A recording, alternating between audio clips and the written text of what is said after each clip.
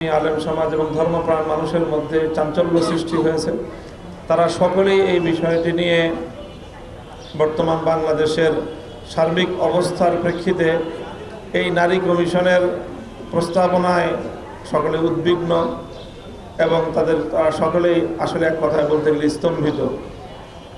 এই কমিশনের প্রস্তাবনাকে প্রতিরোধ করে দেয়া, শুধু এটা আসলে কমিশনের প্রস্তাবনা পর্যন্তই এটা ক্ষান্ত নেই।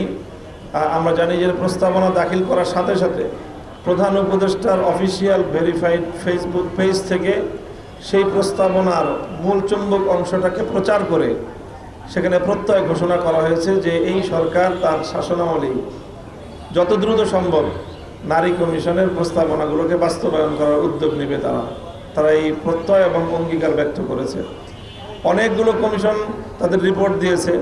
অন্য কোনো কমিশনের ব্যাপারে প্রধান উপদেষ্টার কার্যালয়কে এতটা ত্বরিত ব্যবস্থা গ্রহণ করার প্রত্যয় করতে আমরা দেখিনি, উদ্যোগীও আমরা দেখিনি।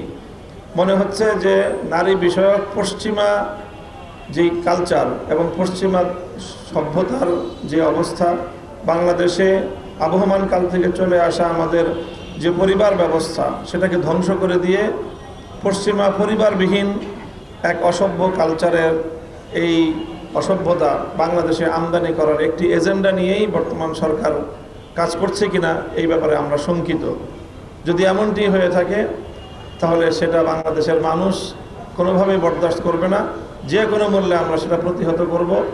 সরকার বা সরকারের যারা সহযোগী বিদেশি শক্তি এটাকে যত গুরুত্ব দিয়েই বাস্তবায়ন করার চেষ্টা করুক, আমরা ধর্মপ্রাণ মুসলমান বাংলাদেশের এটা আমাদের চ্যালেঞ্জ যে আমরা কোরআন বিরোধী এবং আমাদের আবহমান কাল থেকে চলে আসা আমাদের সামাজিক নিরাপত্তার যে ব্যবস্থা, পরিবার ব্যবস্থাকে ভেঙে চুরমার করার এই এজেন্ডাকে আমরা যে কোনো মূল্যে রুখে দেব ইনশাআল্লাহ।